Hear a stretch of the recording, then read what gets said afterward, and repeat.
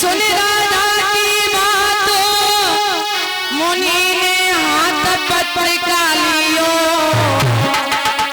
मन शोधवाची लगन रे नाम धरि दियो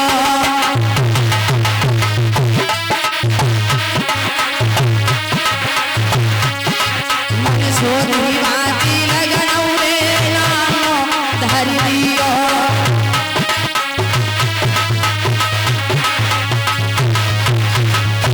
बोले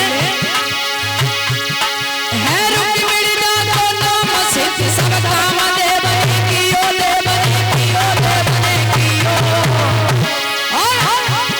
होय श्री कृष्ण संग ब्याह रे बचन दे दियो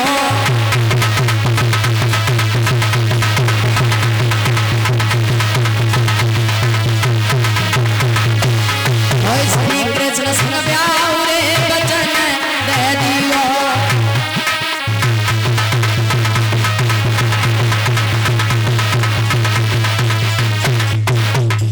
देव ऋषि बाबा नारद ने पत्रिका को हाथ लिया और नामकरण संस्कार किया है।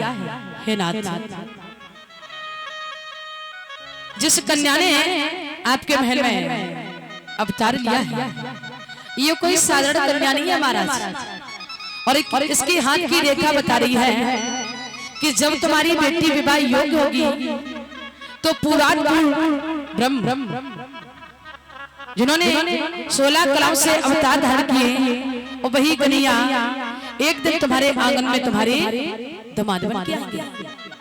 अच्छा, जैसे ही महाराज भीष्म ने सुना है कि पुराण ब्रह्म भगवान कन्हैया हमारे आंगन में हमारे दामाद बन के आएंगे तो ऐसा ही नहीं महाराज को बड़ी खुशी हुई। अरे खुश भक्ति छाई गई मन में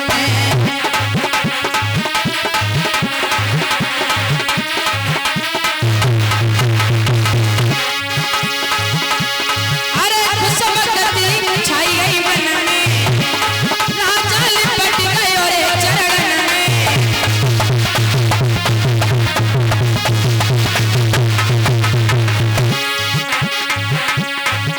अरे खोए रहे पुण्य दान महलन में राजा लिपट गयो रे चरण में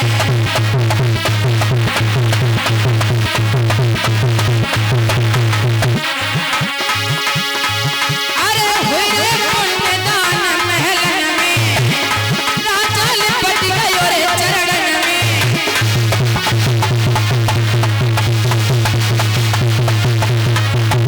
अरे खोए रहे पुण्य दान महलन में राजा लिपट गयो रे चरण में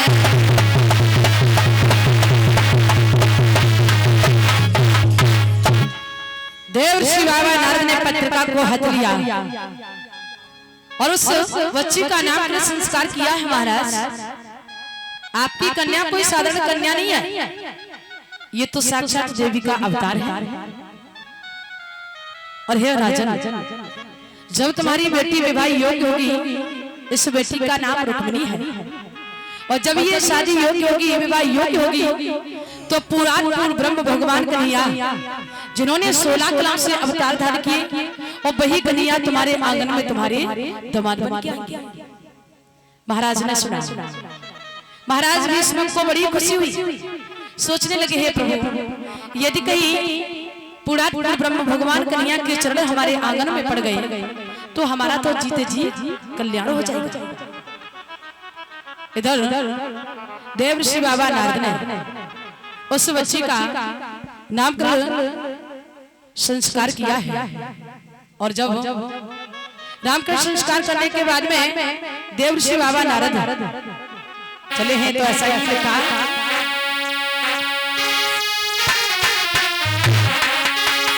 कि नारद महाजन चले मगन तपधारी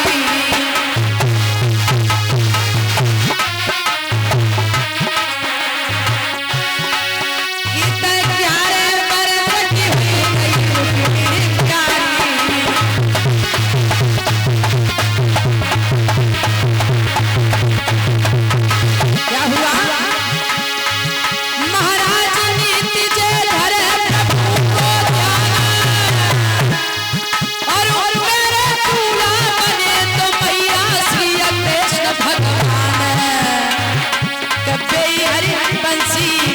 श्याम हमारे दूल्हा बन आवे बेई हरी बंसी वाले नाता हमारे दूल्हा बन आवे।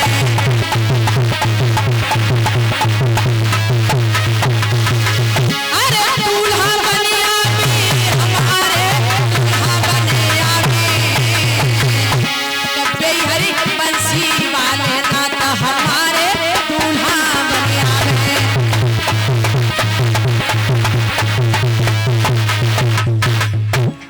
देव ऋषि बाबा नारद ने उस बच्चे का नाम संस्कार किया है और जब देव ऋषि बाबा नारद चले गए इधर धीरे धीरे जब रुक्मिणी तनिक सियानी हुई है तो एक दिन रुक्मिणी अपने सभी सखियों के साथ में गुड्डा गुड़िया का खेल खेल रही है।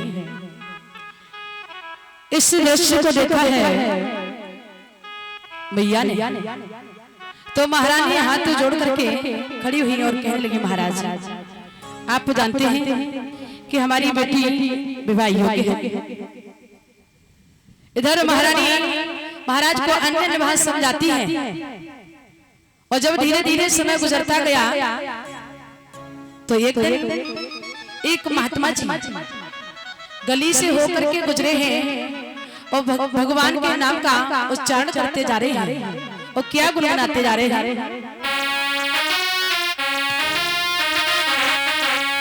कि ब्रजभूमि में हुआ है अवतार कन्हैया।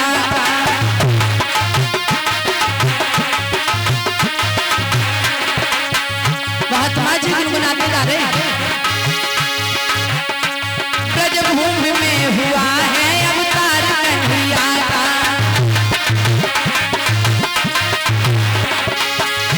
सौभाग्य उन्हें हो दीदार कन्हैया का।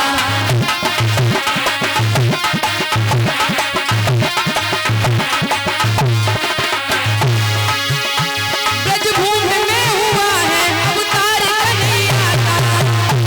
सौभाग्य उन्हें हो दीदार कन्हैया का। सौभाग्य उन्हें हो दीदार कन्हैया का।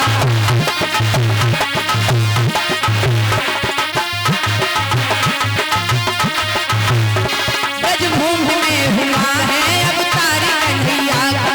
सौभाग्य उन्हें हो दीदार कन्हैया का।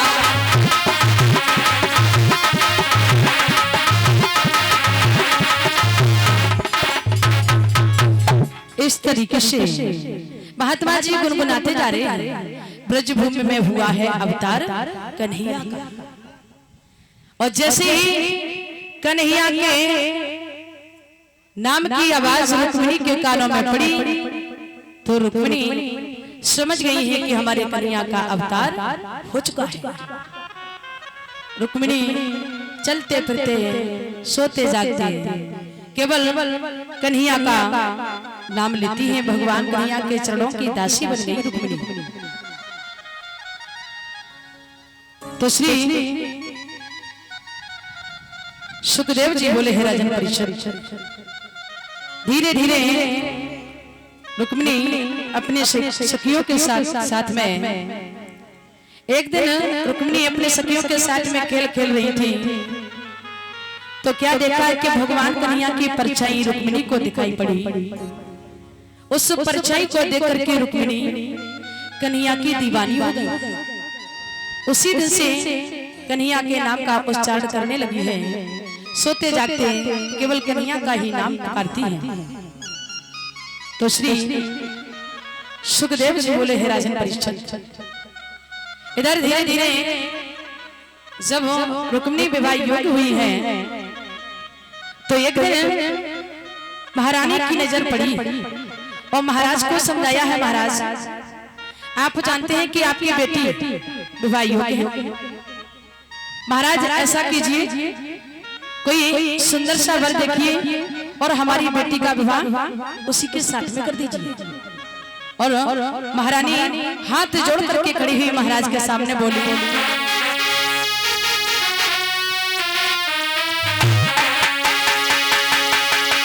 कि रानी मन में कही लली हुई गई बड़ी मेरी शानी वरियों में सुता हुई गई है कह रही है महारानी।